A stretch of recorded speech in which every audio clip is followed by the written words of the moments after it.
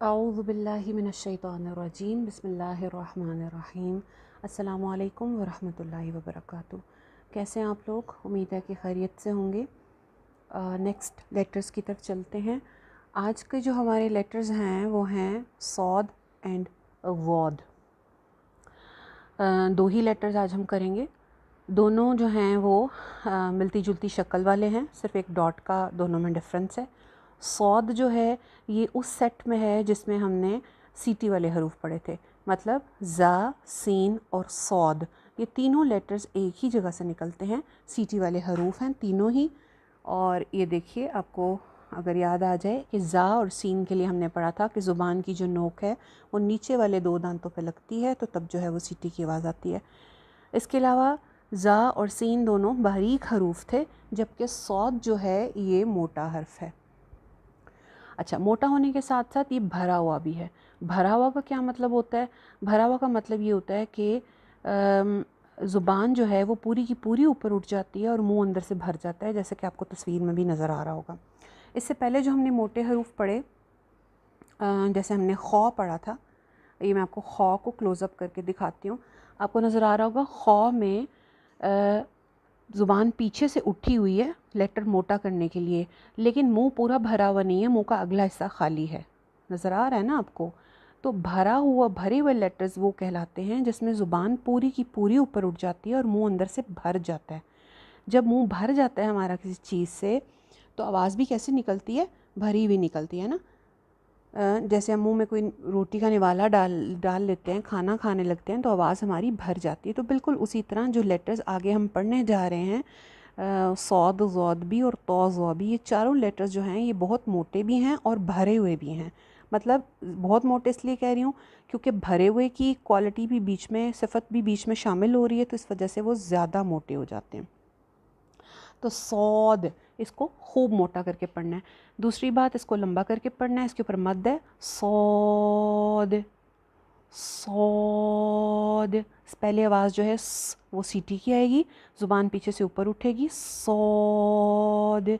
और अलिफ भी जो है वो इसका मोटा हो जाएगा। हमने पढ़ा था कि मोटे हरूफ के साथ का अलिफ भी मोटा ही होता है, जैसे खौ, रो, अलिफ मोटे थे, इसी तरह सौद। इसको स्वाद नहीं कहना, कुछ लोग इसको कहते हैं स्वाद, स्वा नहीं है ये। जैसे हम उर्दू में अगर इसको लिखें तो कैसे लिखेंगे? खोल के सौद ज़बर अलिफ सौद अल साकिन सौद, सौद बोलेंगे, ठीक है। तो इसी तरह इसको मोटा करके और भरा हुआ मुंह करके सौद। और लास्ट पे जो दाल की आवाज़ आ रही है वो बाउंसी साउंड होनी चाहिए, सौद द, इस तरह द करके, ठीक है। अच्छा जी, नेक्स्ट है जी वॉद। वॉद में आप पहले मखरज की तरफ देखते हैं कि मखरज इसका कौन सा है। इसकी बड़ी कंट्रोवर्सी इसके बारे में चलती रहती है। वाहिद एक ऐसा लेटर है जिसके बारे में सवालात ही सवालात होते हैं कि जिसको सौद पढ़ना है, किसको दौद पढ़ना है, किसको क्या पढ़ना है। हमने कुछ भी इसको नहीं करना, सिंपली सिर्फ इसके मखरज को फॉलो करना है, दैट्स इट। और इसमें कोई लंबी चौड़ी जो है ना वो रॉकेट साइंस नहीं लड़ानी। आपको नज़र आ रहा होगा कि मखरज कहाँ पे है। आप देख सकते हैं कि ज़ुबान की जो साइड्स हैं वो जो ऊपर वाली दाढ़ें हैं उनको टच कर रही हैं। नज़र आ रहा है ना आपको? ज़ुबान की जो करवटें हैं, जो साइड्स हैं, वो दाढ़ों के साथ टच कर रही हैं, राइट एंड लेफ़्ट। तो यही इसका मखरज है। दूसरी जो इम्पॉर्टेंट चीज़ नोट करने वाली है वो ये है कि ज़ुबान की जो नोक है वो कहीं पे भी नहीं लग रही है, वो अगले वाले दांतों के साथ जाके नहीं लग रही है, ठीक है ना। तो जब हमारी ज़ुबान की नोक अगले वाले दांतों के साथ नहीं लगेगी तो फिर ना तो दाल की आवाज़ निकलेगी मुंह से। अगर हमारी ज़ुबान की नोक नीचे वाले दांतों में नहीं लगेगी तो ना तो ज़ा की आवाज़ भी नहीं निकलेगी। तो ना तो ये ज़ौ पढ़ना है, ना ये दौ पढ़ना है। समझ आइए? एक तो ये मोटा हर्फ है, इसमें भी ज़ुबान पूरी की पूरी ऊपर उठ जाएगी। पूरी ज़ुबान ऊपर उठाकर हम ज़ुबान की करवटों को, ज़ुबान की साइड्स को ऊपर वाली दाढ़ों के साथ लगाएंगे, ज़ुबान की नोक को समेट के रखेंगे, किसी भी जगह पे टच नहीं करेंगे, ना नीचे के दांतों में ना ऊपर के दांतों में। उसके बाद आपसे, मतलब इस सारे प्रोसीजर को फॉलो करके, सारे तरीके को फॉलो करके आपके मुँह से जो भी आवाज़ निकलती है वो सही होगी, ठीक है। फ़र्क सिर्फ इतना है, देखें आप ज़ा वाले मखरज भी पढ़ चुके हैं। ज़ुबान की नोक जब नीचे के दांतों में लगती है तो सीटी की आवाज़ आती है, वहाँ से हमने पढ़ा था ज़ा।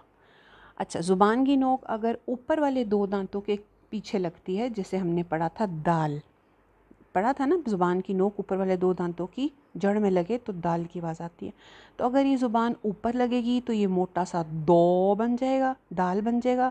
अगर ज़ुबान नीचे वाले दांतों में लगेगी ज़ुबान की नोक तो ये मोटा सा ज़ो बन जाएगा, जो दोनों ही ठीक नहीं है। हमने क्या करना है, ज़ुबान की नोक को नहीं लगाना, ना ऊपर के दांतों में ना नीचे के दांतों में। वो ये वो ऐसे ज़ोद की आवाज़ है, ये वो ज़ुबान की नोक ऊपर नहीं लगानी। बस इस चीज़ का ख्याल रखें, सिंपल सी बात है कि आपने सिर्फ मखरज को फॉलो करना है। मखरज को फॉलो करके आपके मुंह से जो भी आवाज़ निकलेगी वो फिर आपने बतानी है कि क्या निकल रही है। वोद, बिल्कुल उसी तरह इसको भी हम मोटा पढ़ेंगे, इसको भी हम लंबा करेंगे, 2 से 3 अलिफ, और इसकी भी लास्ट में दाल की आवाज़ है जिसको हमने बाउंस करना है। वोद वोद, ठीक है। सौद वोद सौद वोद। अब इसके ऐसा करते हैं कि पीछे से एक दफ़ा सारा रिवाइज कर लेते हैं। अलिफ बा ता सा जीम हा खो दाल दाल रो ज़ा सीन शीन सोद वोद।